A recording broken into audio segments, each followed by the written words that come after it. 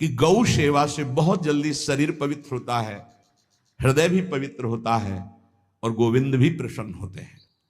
यदि गाय घर में पाली जाए या गौशाला खोली जाए और गौओं की सेवा की जाए, जिनके पास अर्थ है, भाव है, भगवान स्वयं श्री कृष्णचंद्र जी ने गौ सेवा स्वीकार की, गौ में चराई।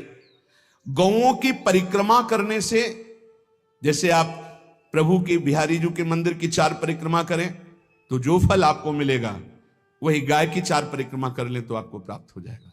गौ की प्रदक्षिणा से, गावः प्रदक्षिणी कार्यावंदनीया ही नित्यशः, जो रोज गाय को प्रणाम करता है और गाय की प्रदक्षिणा करता है तो भगवत प्रदक्षिणा का उसे फल प्राप्त होता है। यदि घर में गाय बंधी है और भूखी है और प्यासी है तो तुम्हारे सारे पुण्य नष्ट हो जाएंगे।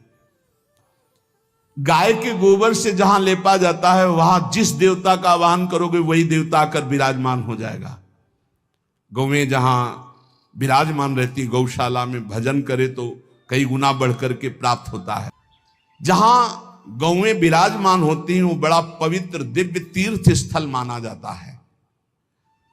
अपवित्र भूमि में भी यदि गाय के गोबर का लेप कर दिया जाए तो परम पवित्र मानी जाती है।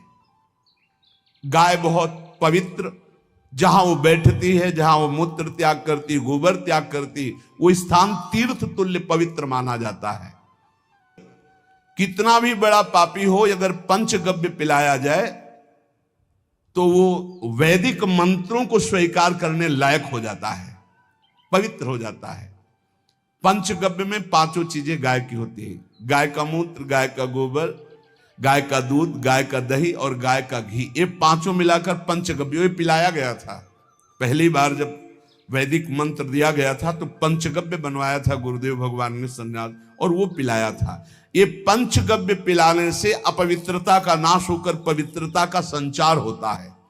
इसलिए धन्य है उनका जीवन जो गौ सेवा परायण है भगवत भाव से। गाय में साक्षात भगवान का भाव रखकर गौ सेवा करते हैं। गाय बंदी हो घर में, वो प्यासी है और भूखी है, तुम्हारे सुकृत नष्ट हो जाएंगे। तृषिता गौर गृहे बद्धा, क्योंकि तुम्हारे पास है, सेवा करना चाहिए।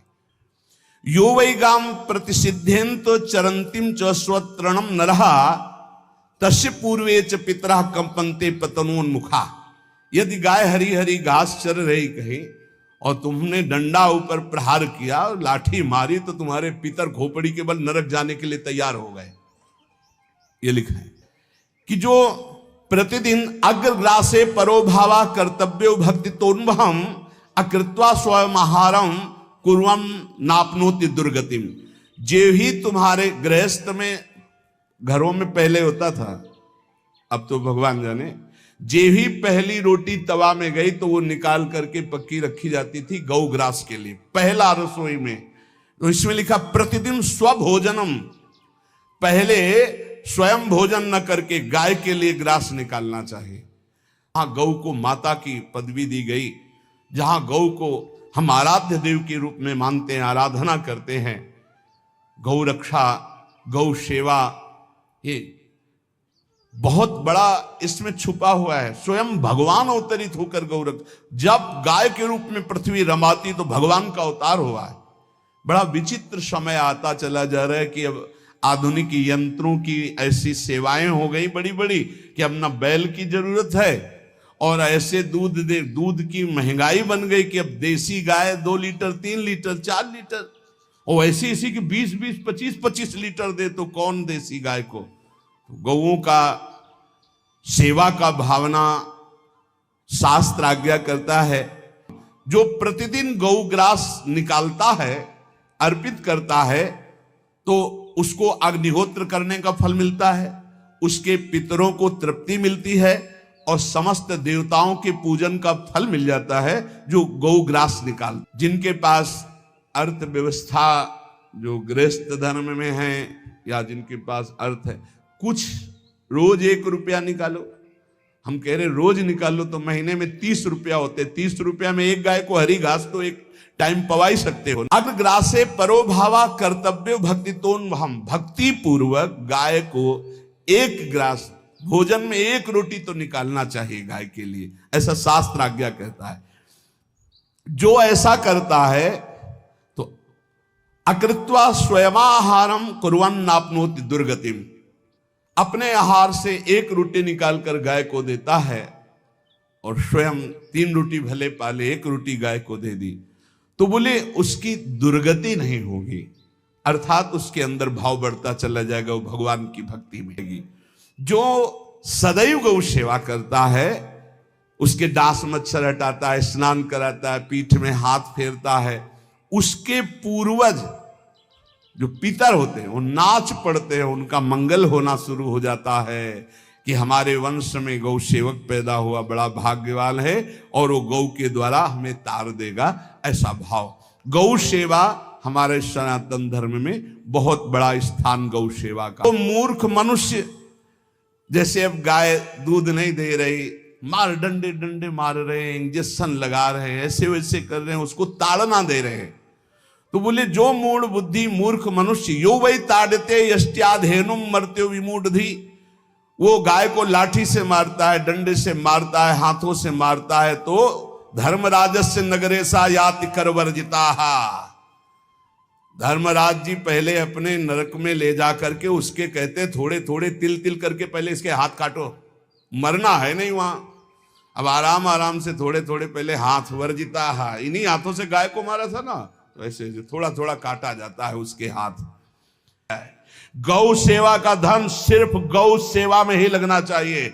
आप गौ सेवक है, दूध पान कीजिए, रोटी खा लीजिए, लेकिन गौ सेवा का अर्थ आप अपने वासनाओं की पूर्ति में, अपने मनोरंजन में या अपने मन के संकल्प भावना में नहीं पूरी कर सकते। गौ सेवा के लिए ही पूरी कीजिए। गौ के वास का निर्माण, गौ के भोजन की व्यवस्था, वो दूध दे ना दे, वो कैसी भी अवस्था में हो, उसकी सेवा परायणता, उसके लिए सेवक रखना, सेवकों को भी सुख प्रदान करना, लेकिन स्वयं कभी गौ के सेवा के लिए आए हुए धन का स्वयं के लिए भोग न करना और निरंतर भजन रखना, उसे परम पद की प्राप्ति हो जाएगी।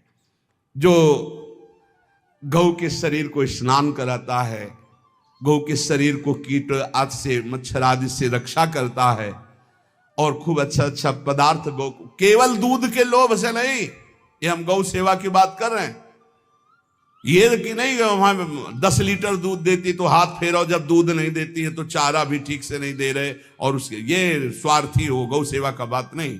वो दूध का लोभी केवल व्यापार की बात करता है। गौ सेवा का तात्पर्य है गौ सेवा केवल, खूब बछड़े को पिला दिया प्रसाद रूप से, जो दूध मिला उसका अपने सेवन की, वो बात तो अलग है।